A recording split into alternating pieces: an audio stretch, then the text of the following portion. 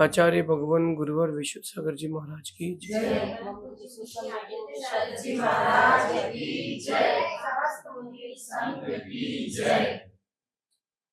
या हम सभी अपने जीवन में सुख और गुणों की अभिवृद्धि के लिए नीति के विषयों का श्रवण कर रहे हैं। नीति हमें सिखाती है कि हमें अपने व्यापार, अपने व्यवहार में सरलता रखना चाहिए। जितनी सरलता और शांतता आपके पास रहेगी, उतनी ऊंचाइयां आप छू सकते हो। और जितनी कठिन आप रहोगे, जितने अशांत आप रहोगे, तो ऊंचाइयां मिल भी जाएं तो बहुत जल्दी आपको नीचे लेके आके छोड़ के जाएंगे। पद मिलते ही अगर घमंड आ जाए, पैसा आते ही अगर घमंड आ जाए, कोई ऐसी दुर्लभ चीज मिल गई हो जो किसी को देखने ना मिले, और उसको प्राप्त करके अगर आपके अंदर घमंड आ जाए, उस चीज को आपकी जिंदगी से दूर होने में देर नहीं लगेगी। पानी भी कोई भी पीना पसंद करता है, तो गर्म पानी पीना पसंद नहीं करता। गर्म पानी से नहाया जाता है, उसको बहाया जाता है, उसका उपयोग किया जाता है। ठंडे पानी को व्यक्ति अंदर रखता है। अगर आपको ऊंचाइयां पाना है तो अच्छे रास्ते से चलिए, सच्चे रास्ते से चलिए, ताकि वो बनी रहें। और ऊंचाइयां पाकर के अगर आपने जिनके सहारे से चढ़े हो उनको भूल गए हो, तो ऊंचाइयां फिर से आपको नीचे छोड़ के जाएंगी। अथवा किसी को आपने हानि पहुंचा करके, दुख देकर के अगर आपने ऊंचाइयां छुई हैं, तो वो ऊंचाइयां ऊंचाइयां नहीं कहलाएंगी। क्योंकि किसी को दुख देकर के आपको सुख कभी नहीं मिलेगा। किसी को दुख देकर के आपको सुख कभी नहीं मिलेगा। ये बात आपको अपने हृदय में लिख करके रख लेना चाहिए। स्कूल में टीचर्स हैं, वो पढ़ाते हैं, मित्र हैं, वो आपको सहयोग करते हैं।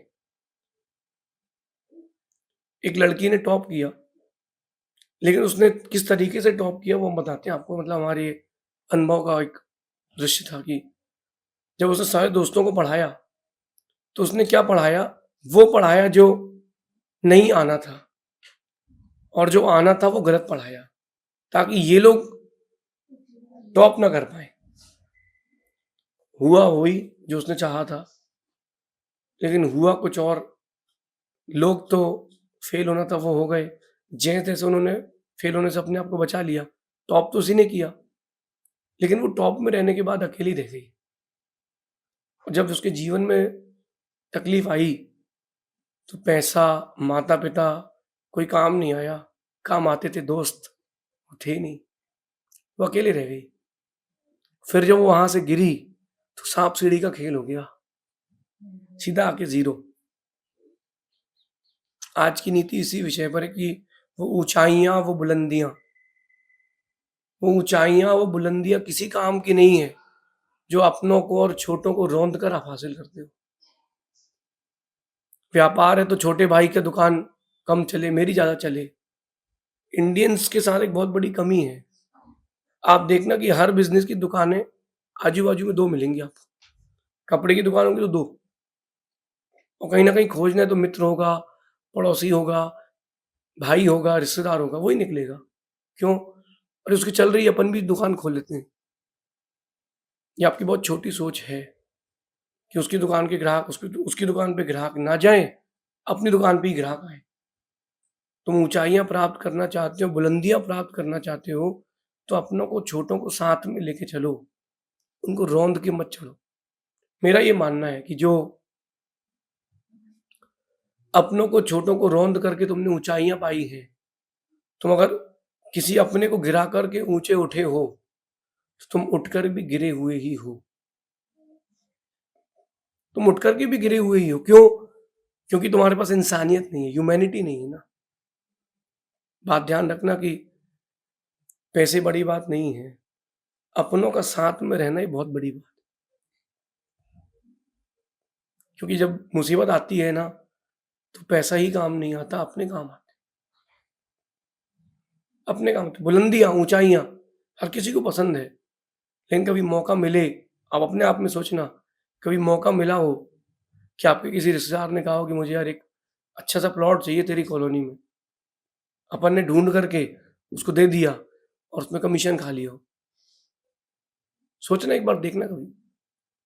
अब तो ज़माना बदल गया है, सगा भाई भी सगे भाई से कमीशन ले लेता है। ज़माना बदल गया क्योंकि सब मनी माइंडेड हो गए, मनी ओरिएंटेड हो गए। काइंडनेस खत्म हो गई है। हर कोई एक-दूसरे से काम निकालने के लिए बस जुड़ रहा है कि अपना काम निकल जाए, फिर भाड़ में जाए। छोड़ो, क्या करना अपन को? इन सब चक्करों में नहीं पड़ना। दुनिया के अधिकतर लोग ऐसे जी रहे हैं और अधिकतर लोग ऐसे ही मरेंगे। लेकिन अगर आपका काम किसी ने पूरा कर दिया हो या आपको किसी के कारण से ऊँचाइयाँ मिल गई हों, तो ऊँचाइयाँ मिलने के बाद भी उसको साथ में रखना। देश का प्रधानमंत्री क्यों ना हो, माँ के लिए तो बेटा ही है ना, माँ के लिए तो बेटा ही है ना। ऊँचाइयाँ मिलने के बाद भी वो माँ को नहीं भूला। तो जिनके निमित्त से आप ऊँचे उठ रहे हो, उनको छोड़ना नहीं, उनको साथ लेके चलना। आपने अगर उनको छोड़ दिया, तो ऊँचाइयों को नीचाइयों में बदलने में देर नहीं लगेगी। आज के परिप्रेक्ष्य में बहुत कुछ चल रहा है कि बिज़नेस की बात करें तो किल देन रूल।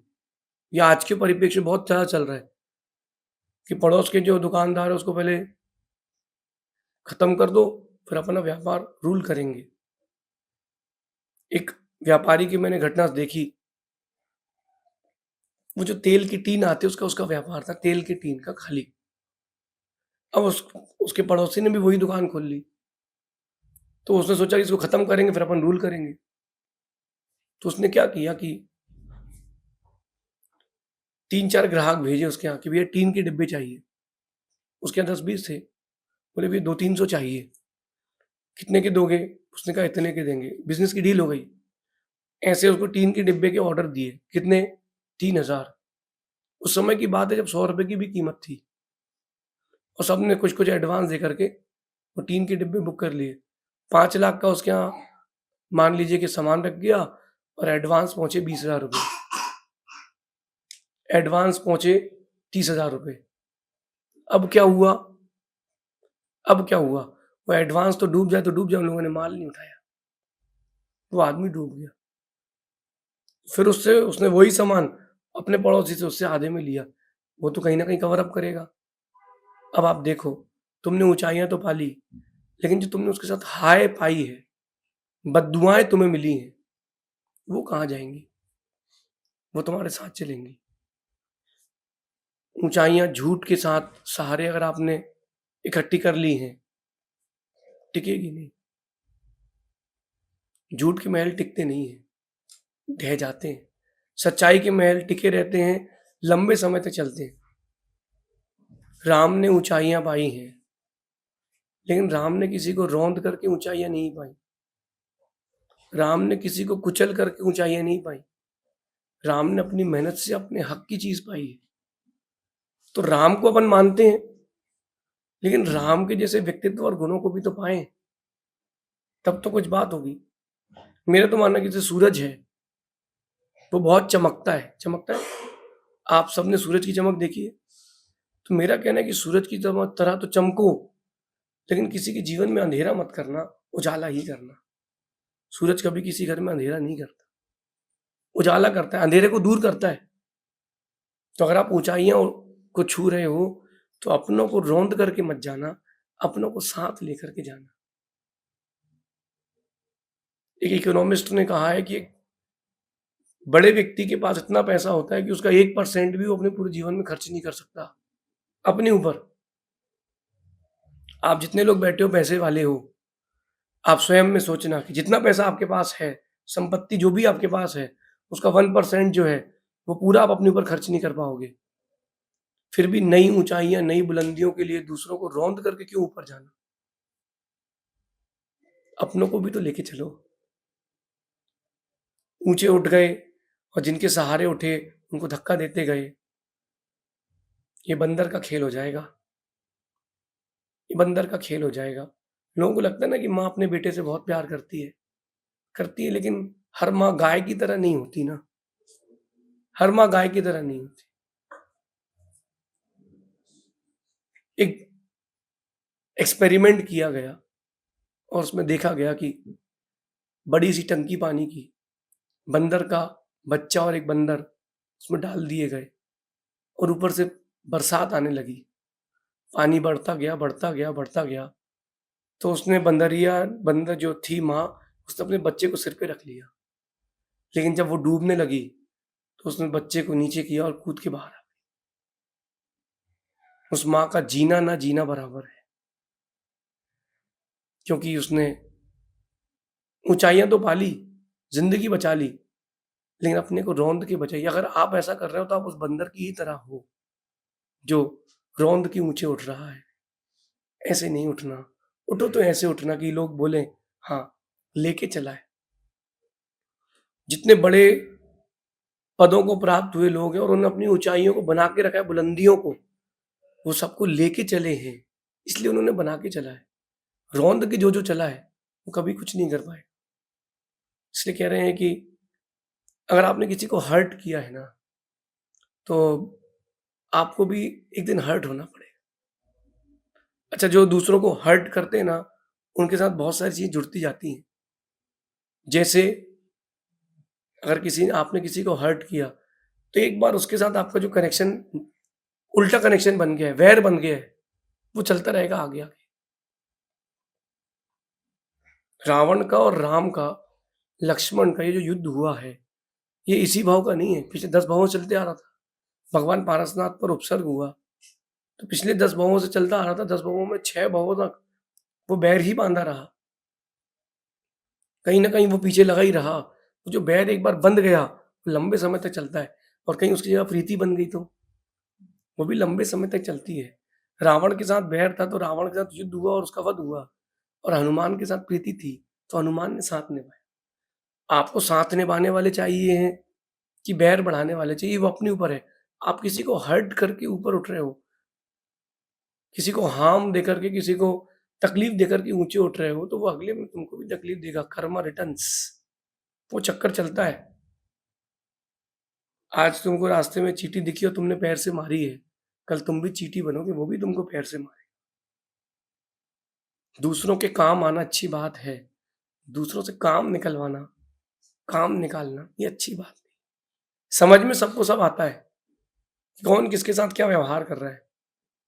भले ही वो कहे ना कहे, लेकिन कर्म तो कहेगा। भले ही वो कहे ना कहे, कर्म तो कहेगा, क्योंकि बैर बंध जाता है। सबसे पहली बात ये, अगर आप किसी को हर्ट करके ऊँचे उठ रहे हो, बैर बाँध लेगा वो, छोड़ेगा नहीं।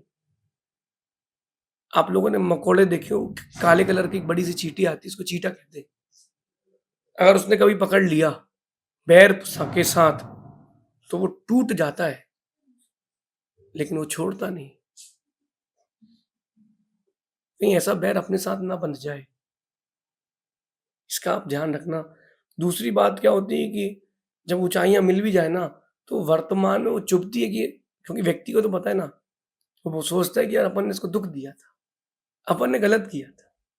अंदर से तो उसको मालूम रहता है कि अपन ने गलत किया। तो वर्तमान जो है उस कारण से दुःखमय हो जाता है, वर्तमान दुःखमय हो जाता है। ना मानो तो कभी आप अपने जीवन में या दूसरों के जीवन से सीख लेना, कि जब दुआएँ लगती हैं, तो व्यक्ति जो ज़मीन में लकीर खींचता है या फ़कीर की तरह घूमता है, वो राजा बन जाता है। जब दुआएँ लगती हैं और जब बददुआएँ लगती हैं, तो राजा का महल भी गिरने में देर नहीं लगती। तो किसी की बददुआएँ लेकर के ऊँचे मत उठना। पैसा कमाओ, आप खूब कमाओ, ऊँचाइयाँ छुओ, बुलंदियों को पार कर लो, आसमान पर टंग जाओ, लेकिन किसी को दुःख देकर के ऐसा मत करना। कर्मा रिटर्न्स। और तीसरी बात कह रहे हैं, अगर आपने किसी को दुःख देकर के ऊँचाइयाँ पाई हैं, तो लोग आपका अपवाद करेंगे, आपका यश नहीं फैलेगा, नेम फेम नहीं मिलेगा, नेम फेम चला जाएगा। वो गाँव के लोगों को मालूम चल जाता है, फिर वो गाँव से शहर तक जाती है बात, अरे उसने अपने पिता को मार दिया और संपत्ति अपने नाम कर ली। कितने दिन रहेगी संपत्ति तुम्हारे साथ भाई? 10 साल, 20 साल, 50 साल, इसके बाद तुम भी तो छोड़ोगे। 50 साल की, 20 साल की गर्मी के लिए तुमने जो ये कर लिया है, ये काला धागा लग चुका है। सफ़ेद मूर्ति पर काला धागा लग जाए, काला दाग लग जाए तो वो अलग चलता है ना? बस तुमने दाग लगा लिया है, तुमने दाग लगा लिया है। अपवाद, अगर आपने किसी के साथ गलत किया है, तो तुम्हारा नाम बदनाम हो जाएगा। और सबसे अंतिम और मुख्य बात, ऊँचाइयाँ कुछ दिनों के लिए ही हैं, नथिंग इज़ परमानेंट। बुलंदियाँ भी कुछ ही दिन के लिए हैं, क्योंकि हर चीज़ का एक टाइम पीरियड है, क्राइटेरिया है। उसके बाद वो डाउनफॉल में जाएगी, जाएगी। कुछ भी हो जाए, कुछ भी हो जाए, वो चीज़ डाउनफॉल में जाएगी और फिर तुम्हारे को वो दिन याद आएँगे कि हमने उसके साथ गलत किया था। झूठ के साथ, फ़रेब के साथ अगर कोई रिश्ता बनाया है, कोई व्यापार किया है, हो सकता है तुम्हारा भाग्य हो चल जाए, लेकिन इस भाव में नहीं तो अगले भाव में सही व्यक्ति को सच तो मालूम चलेगा। जब सच मालूम चलेगा, वो बदला लेने वहाँ से आएगा। एक राजा की कहानी हमने पढ़ी थी, किसी और पूर्व भाव में उसकी और एक व्यक्ति की अच्छी मित्रता थी और किसी कारण से बैर विरोध हो गया और बैर विरोध होने के कारण वो व्यक्ति मर करके साँप हुआ और दूसरा हुआ राजा। जब राजा हुआ तो उसी के खजाने में वो साँप हुआ। राजा खजाना निकालने गया और उसने साँप में डस लिया। एक मंत्री मंत्री आया, मंत्री मतलब वो जो मंत्र करने वाला तांत्रिक रहता है, वो आया, उससे बोला गया कि इसका ज़हर उतारना है। तो उसने बोला कि वही साँप इसका ज़हर खींच सकता है और कोई नहीं खींच सकता। तो बोले करो कैसे करते हो? उसने अपनी विद्या से बीन बनाकर बजा करके नगर के, गाँव के, शहर के जितने साँप थे, सबको महल के बाहर बुलाया, साँपों को, और एक बहुत बड़ी कढ़ाई रखी, उबलते हुए तेल की, और उसने बोला, सारे साँपों को निर्देश दिया मंत्र की विद्या के द्वारा कि इस तेल में से निकलते जाओ। जिसने डसा है, जिसने भी डसा है, वो मर जाएगा। तो जिन साँपों ने नहीं डसा था, वो तेल से निकलते गए और बच गए। एक बचा आखिरी में, वो जिसने डसा था। उससे कहा, क्या तू ज़हर खींच या फिर तेल में से निकल, क्योंकि उसने मंत्र विद्या का प्रयोग किया था। उसको इतना बैर, इतना विरोध, उस समय की बद्दुआ, उस सांप ने तेल में प्रवेश करके मर गया। बोले मैं तो मरूंगा ही मरूंगा, जहर खींचूंगा तो ये मारेगा, तेल में से अगर जाता हूं तो मरूंगा, तो क्यों ना इसको मार के मरूं। वो उस पर्याय में भी, उस जन्म में भी उसको मार के ही मरा। ऐसा अपने साथ ना हो। सूरज की तरह चमको, लेकिन किसी के जीवन में अंधेरा करके नहीं, किसी के जीवन में अंधेरा करके नहीं, किसी की जिंदगी में अंधेरा करके मत चमकना। वो चमकना भी फीकापन ही है, वो उजाला भी अंधेरा ही है जो किसी को दुख देकर के मिला। तो ये नीति आज की समझना आप अपने जीवन में काइंडनेस लाएं, अपने जीवन में काइंडनेस लाएं। हमको अच्छे व्यक्ति बनना है। Think about your future. हमें अपना फ्यूचर कैसे बना के रखना है, क्योंकि भविष्य बनाना है अच्छा, तो आज भी कुछ करना पड़ेगा अच्छा। यह नीति अपने जीवन में उतारना। शेष अपन फिर कभी आगे देखेंगे। भगवान महावीर स्वामी की जय।